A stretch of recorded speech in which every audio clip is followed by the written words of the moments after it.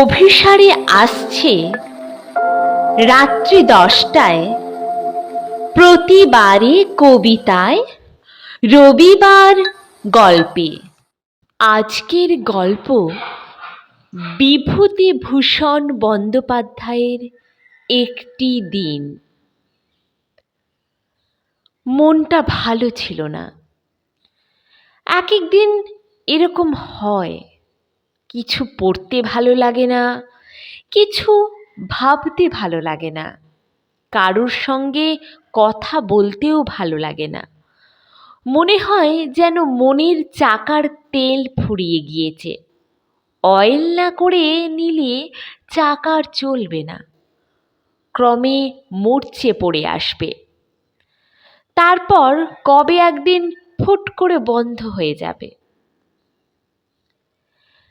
জেলেপাড়া লেনে এক পুরনো তাসের আড্ডায় গেলুম। সেই সব পুরনো বন্ধুরা এসে জুটেছে। তাস কিন্তু ভালো লাগে না।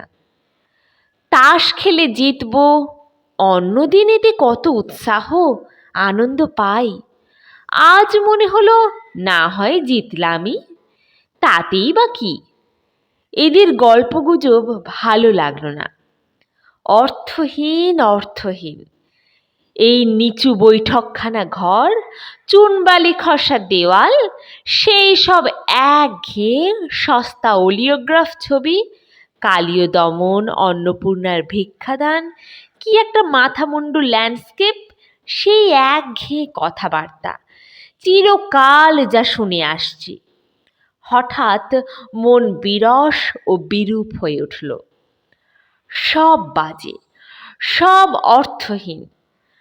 পাশের একজনকে জিজ্ঞেস করলুম, আপনার বেশ ভালো লাগছে? মনে কোনো রকম।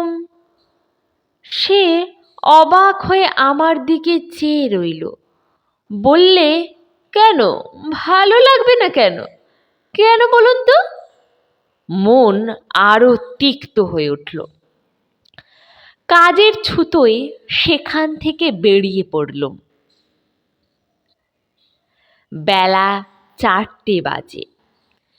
ফেরিওয়ালারা গলির মধ্যে হাঁকছে, ছেলেরা বই দপ্তর নিয়ে স্কুল থেকে ফিরছে। কলের জল পড়বার শব্দ পাওয়া যাচ্ছে। গলির মোড়ে রোয়াকে রোয়াকে এরই মধ্যে আড্ডা বসে গিয়েছে। একটা নিতান্ত সরু অন্ধকার গলি। পাশেই একটা মিউনিসিপ্যালিটির নাইবার জায়গা। এই গলিটা দিয়ে যাতায়াত প্রায়ই করি। মিউনিসিপ্যালিটির নাইবার জায়গাটার পাশে একটা খোলার ঘর। এই ঘরখানা ও তার অধিবাসীরা আমার কাছে বড় কৌতূহলের জিনিস।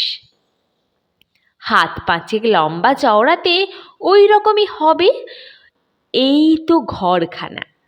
এর মধ্যে একটি পরিবার থাকে, স্বামী, স্ত্রী ও শিশু সন্তান। না দেখলে বিশ্বাস করা শক্ত। এইটুকু ঘরে কিভাবে এতগুলো প্রাণী থাকে? তাদের জিনিসপত্র নিয়ে কিন্তু সকলের চেয়ে অবিশ্বাসের বিষয় এই যে, এই 5 বর্গ হাত ঘরের এক কোণেই ওদের রান্নাঘর। আমি যখন ওখান দিয়ে যাই, প্রায়ই কিছু দেখতে পাই। উনুনে কিছু না কিছু একটা চাপানো আছে। বউটি ছোট্ট ছেলে কোলে নিয়ে রাঁধছে, না হয় দুধ জাল দিচ্ছে। তার বয়স দেখলে বোঝা যায় না, 23ও হতে পারে, 30ও হতে পারে, 40ও হতে পারে। ঘোমটার কাছে ছেঁড়া, আধ ময়লা শাড়ি পরনে, হাতে রাঙা কড়কি রুলি, চোখ মুখ নিষ্প্রভ, নির্বুদ্ধিতার ছায়া মাখানো। স্বামী বোধহয় কোনো কারখানাতে মিস্ত্রির কাজ করে, একদিন সন্ধ্যার আগে ফিরবার সময় দেখেছি লোকটা কালি ঝুলি মেখে ছোট্ট বালতি হাতে পাশের নাইবার জায়গায় ঢুকছে। আজও ওদের দেখলুম। দোরের কাছে বউটি ছেলে কোলে নিয়ে বসে আছে, ছেলেকে আদর করছে। নির্বোধের মতো আমার দিকে একবার চেয়ে দেখলে। সেই পায়রার খোপের মতো ঘরটা, ছিটে বেড়ার দেওয়ালে মাটির লেপ, তার উপরে পুরনো খবরের কাগজ আঁটা। কাগজগুলো হলদে বিবর্ণ হয়ে গিয়েছে। দড়ির আলনায় ময়লা কাপড় চোপড় ঝুলছে। মনটা আরো দমে গেল। কি করে এরা এ থেকে আনন্দ পায়? কি করে আছে? কি অর্থহীন অস্তিত্ব! কেন আছে? আচ্ছা, ও ছেলেটা বড় হয়ে কি হবে? ওই রকম মিস্ত্রি হবে তো। ওই রকমে খোলার ঘরে ছেলে বউ নিয়ে ওইভাবে মলিন কুশ্রী অন্ধকার অর্থহীন জীবনের দিনগুলো একে একে কাটাতে কাটাতে এগিয়ে চলবে ততোধিক দিনহীন মরণের দিকে। অথচ মা কত আগ্রহে খোকাকে বুকে আঁকড়ে আদর করছে, কত আশা, কত মধুর স্বপ্ন হয়তো। কিন্তু এখানেও আমার সন্দেহ এলো। স্বপ্ন দেখবার মতো বুদ্ধিও বউটির আছে কি? কল্পনা আছে? নিজেকে এমন অবস্থায় ভাবতে পারে যা বর্তমানে নেই কিন্তু ভবিষ্যতে হতে পারে বলে ওর বিশ্বাস? মনের গোপন সাধ আশাকে মনে রূপ দিতে পারে? নিজের সংকীর্ণ অসুন্দর বর্তমানকে আলোক উজ্জ্বল ভবিষ্যতের মধ্যে হারিয়ে ফেলতে পারে? বড় রাস্তার মোড়ে বইয়ের দোকানগুলো দেখে বেড়ালুম। রাশি রাশি পুরনো বই, ম্যাগাজিন ও অধিকাংশই বাজে, অলস অপরিণত মনের তৈরি জিনিস, চটকদার মলাটওয়ালা অসার বিলিতি নভেল, সিনেমার ম্যাগাজিন ইত্যাদি। অন্যদিন এখানে বেছে বেছে দেখি যদি ভালো কিছু পাওয়া যায়। আজ আর বাছবার মতো ধৈর্য ছিল না। মনের আকাশের চেহারা আজ ঘষা পয়সার মতো।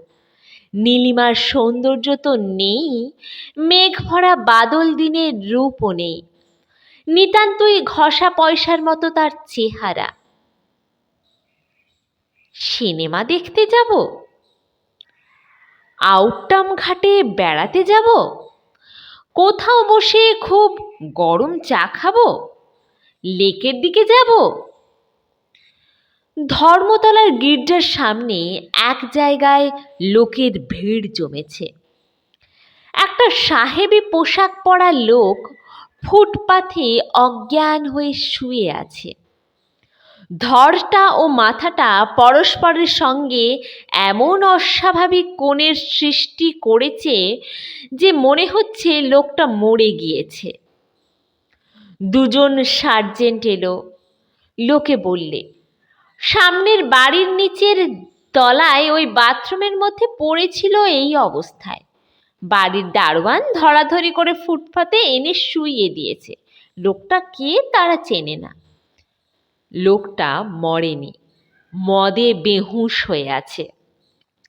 সার্জেন্ট দুজন ধরাধরি করে তার সংজ্ঞাহীন নিঃসার দেহটা একটা ট্যাক্সিতে তুলে নিয়ে কোথায় গেল। লোকটার উপর সহানুভূতি হলো আমার। সেই নির্বোধ বধূটার ওপর যা হয়নি, এই বেহুঁশ মাতালের ওপর তা হলো। বেচারা আনন্দের খোঁজে বেরিয়েছিল, পথও যা হয় একটা ধরেছিল। হয়তো ভুল পথ, হয়তো সত্যি পথ। আনন্দের সত্যতা তার মাপকাঠি। কে বলবে ওর কি অভিজ্ঞতা, কি তার মূল্য? ওই জানে। কিন্তু ও তো বেহুঁশ। কার্জন পার্কের সামনে এলুম। অনেকগুলো চাকর ও আয়া সাহেবদের ছোট ছোট ছেলেমেয়েদের নিয়ে বৃষ্টির ভয়ে গাড়ি বারান্দার নিচে ফুটপাথের ওপর বসে আছে। বৃষ্টি একটু একটু বাড়ছে, আমিও সেখানে দাঁড়ালুম। একটা ছোট্ট ছেলে, ঝাঁকড়া ঝাঁকড়া সোনালি চুল, নীল চোখ, বছর 1.5 কি 2 বয়স। সে তার চাকরের টুপিটা মাটি থেকে তুলে নিয়ে টলতে টলতে উঠে অতি কষ্টে নাগাল পেয়ে চাকরের মাথায় টুপিটা পরিয়ে দিচ্ছে। আর যেমন পরানো হয়ে যাচ্ছে অমনি হাত নেড়ে চেড়ে ঘাড় দুলিয়ে দন্তহীন মুখে হেসে কুটি কুটি হচ্ছে, কিন্তু টুপিটা ভালো করে মাথায় বসাতে পারছে না। একটু পরেই গড়িয়ে পড়ে যাচ্ছে। আবার খোকা অতি কষ্টে টুপিটা মাথায় তুলে দিচ্ছে। আবার সেই হাসি, সেই হাত পা নাড়া, সেই নাচ। তাকে কেউ দেখছে না, কারু দেখবার সে অপেক্ষাও রাখছে না। তার চাকর পার্শ্ববর্তিনী আয়ার সঙ্গে ঘনিষ্ঠ আলাপে এমন অন্যমনস্ক, খোকা কি করছে না করছে সেদিকে তার আদেও খেয়াল নেই। নিকটের অন্য অন্য ছেলেমেয়েরাও নিতান্ত শিশু। ওই খোকাটি আপন মনে বারবার টুপি পরানো খেলা করছে। আমি মন্ত্রমুগ্ধের মতো চেয়ে রইলুম। নরম নরম কচি হাত পায়ের সে কি ছন্দ, কি প্রকাশভঙ্গির সঞ্জীবতা, কি অবোধ উল্লাস, কি অপূর্ব সৌন্দর্য। খুশির আতিশয্যে খোকা আবার সামনে ঝুঁকে ঝুঁকে পড়ছে, একগাল হাসছে, ছোট ছোট মুঠি বাঁধা হাত দুটো একবার তুলছে একবার নামাচ্ছে। শিশু মনের আগ্রহ ভরা উল্লাসের সে কি বিচিত্র, কি সুস্পষ্ট ভাষাহীন বার্তা। আমি আর চোখ ফেরাতে পারিনি। হঠাৎ অদৃষ্টপূর্ব অপ্রত্যাশিত সৌন্দর্যের সামনে পড়ে গিয়েছি যেন। অনেকক্ষণ দাঁড়িয়ে রইলুম। হঠাৎ চাকরটার হুঁশ হলো। সে আয়ার সঙ্গে গল্প বন্ধ করে খোকার দিকে ফিরে টুপিটা তার হাত থেকে কেড়ে নিয়ে পাশে একটা প্যারাম্বোলেটারের মধ্যে রেখে দিলে। খোকার মুখ অন্ধকার হয়ে গেল। সে টলতে টলতে প্যারাম্বোলেটারের পাশে গিয়ে দাঁড়ালো, কিন্তু বড্ড উঁচু। তার ছোট্ট হাত দুটি সেখানে পৌঁছয় না। সে একবার অসহায়ভাবে এদিক ওদিক চাইলে, তারপর থপ করে বসে পড়ল। চাকরটা আয়ার সঙ্গে গল্পে মত্ত। কার্জন পার্কের বেঞ্চির ওপর গিয়ে বসলুম। সূর্য অস্ত যাচ্ছে। গঙ্গার অপর পাড়ে আকাশ রাঙা হয়ে এসেছে। খোকার মনের সে অর্থহীন আনন্দ আমার মনে অলক্ষিতে কখন সংক্রামিত হয়েছে দেখলুম। খোলার ঘরের মেয়েটিকে আর নির্বোধ মনে হলো না।